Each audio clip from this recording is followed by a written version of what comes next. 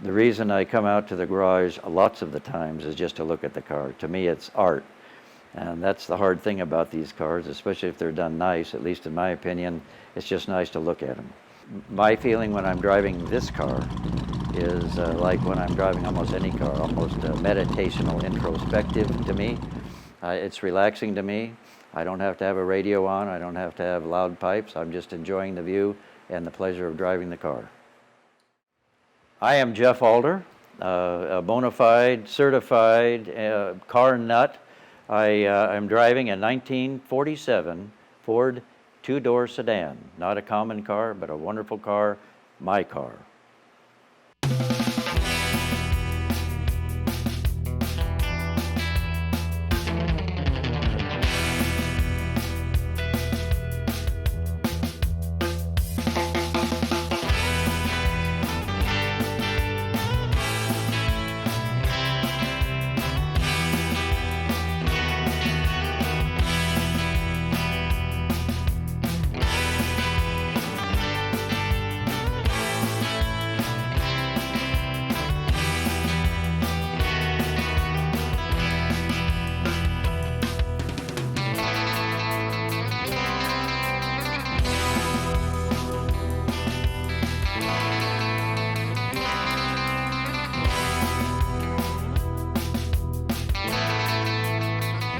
My first car was a 47 Ford. I got it when I was 14.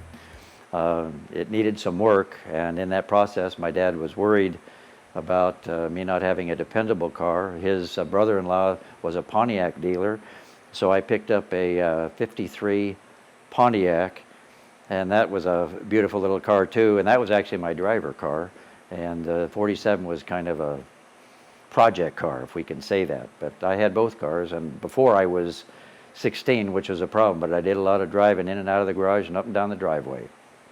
And then years later, ran into somebody who had this car, and when I saw it, it was so pretty and so unlike the first one I had, which I was not for, and I jumped on it. I like detail, and this car had it, both visually and as I explored down into the details, so I was very attracted to it. I saw it. I know how to recognize a good car. I've gone to a lot of car shows, seen a ton of cars, and the nice ones speak to me. This one spoke to me. The first thing I thought was, what a beautiful car for a car that did not start that way. The 47 Fords were war cars. They were ugly, nothing fit. They ran, but that's about all you could say, and somebody took this car and spent a ton of time making it look good, work good, fit good, and visually be very attractive. I picked that up immediately.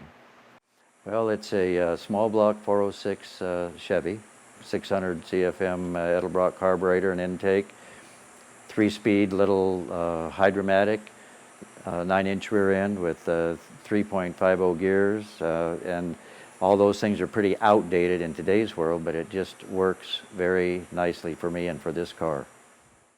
It gets up and goes. It's not a supercar, but it's a real nice, comfortable cruiser with plenty of acceleration.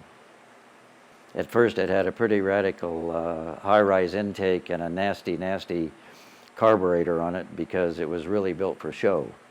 And that was good for show, but not good for driving. So getting back to what I said earlier, I dropped that down to a more usable, more driver-friendly Edelbrock carburetor and intake so that the car is more manageable. The headlights on this car have been Frenched, which means they go inside the fender panel. In the original one, they were bulged out from the fender panel. Also on top of the fender, above the light, was a turn signal, which has been taken off of this car.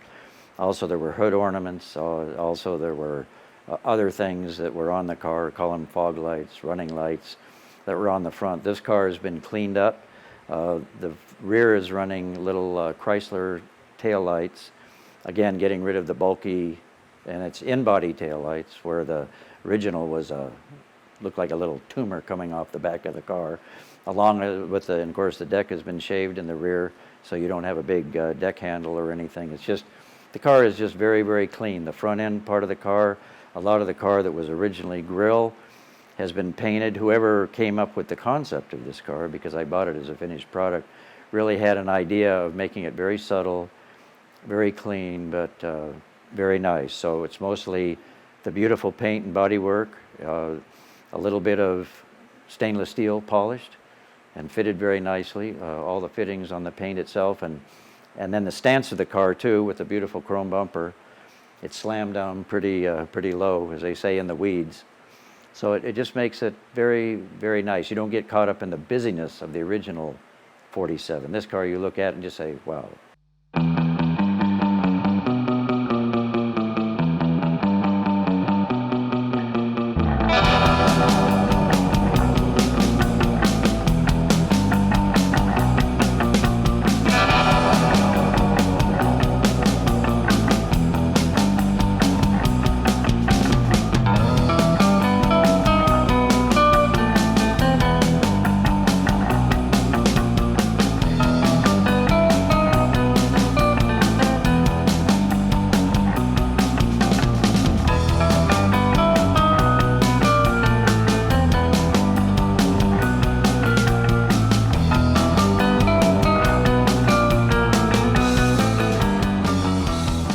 Does stop people.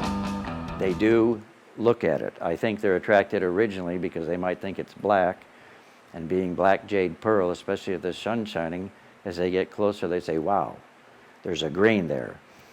That attracts people. A lot of them don't know what it is. I mean, we're getting in an age where a 47 Ford's getting a little older, and there's not a lot of these cars that are done real nicely and that you see at car shows. So totally custom back seat, totally custom door panels, again, all leather. It is a Buick Grand Sport 60/40 front seat, so you can move independently of the passenger side, which is nice. I can also put an armrest down, which makes it comfortable when I'm cruising. Also, the dash is a total custom dash, then leather covered very meticulously. If you look at the detail, it's wonderful. The carpets are all Mercedes carpet, not that that means anything except that it's very high quality, very nicely done. The fit and finish, even with special plates made for under the front seat, is wonderful. The brake pedal, even the pedal part that the pedal is attached to, is wrapped in leather. So it's just, again, it's just a wonderful car to look at and to look at in detail and then become more appreciative of the car. The word sedan implies a post between the front door and the rear portion of the car. So you can have a 4-door sedan or a 2-door sedan. You also can have a 2-door hardtop where there's no post between the front seat, the front door, and the back part of the car. But what happens is, after the back seat, the top comes down, you have a larger trunk, you have basically no back seat. This flows a lot longer on the hood line or on the roof line, and sweeps down into the trunk area, which gives you a huge area in the back for seating. My dad had a 47 Pontiac. Interestingly enough, it was a 47 Pontiac sedan, just like this car is, so it had the big sweep back, so it had a lot of room in the back seat, and it was really fun to sit back in the area below the window. Plenty of room. It had a little lip on the back seat so you wouldn't roll forward, but you felt like you had your own little bed. You could look out the window. You could see the cars that were coming up behind you at night. You could see this, the stars in the sky or whatever, and it was just a comfortable place to be, and it was a safe place to be, and it's a place that was enjoyable for me. Well, people don't know what those are, I guess, in today's world, but the wind wings were a small little triangular window in the front of the main window in the front door that usually had a little clip and then had a little crank, and you could open them up, and they were used for really venting, getting some air inside the car. And they're really kind of nice, but they took these out and they made it just a one-piece glass, again, just to make it nice and clean. They cleaned the car up a lot.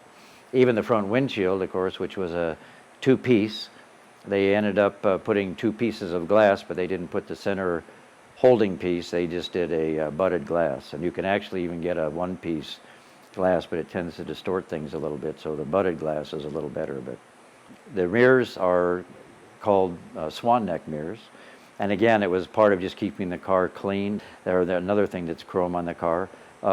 The vision is not, of course, as good in those. They're small. They do show the road behind you, but they're small. So you got to work at it. But again, if you're out and cruising and enjoying it, you're just being careful, and you're not necessarily where a lot of other cars are, so it's not a big deal. First of all, the look of the car. The visual appeal of the car is number one. The next is probably the versatility of the car, which I guess you could call family friendly. In other words, I'm very comfortable in this car and enjoy driving this car by myself. However, I can take my wife in this car, I can take another couple in this car, I can take some grandkids in this car, and everybody is happy. I can even carry the extra things in the trunk. That makes it very nice if you can get all that in an old car. And then, of course, the driving experience itself, because it's very comfortable. It's a hot rod in a way, but it's not hot roddy. It's a very comfortable, well designed for cruising car, and it's just a pleasure to drive.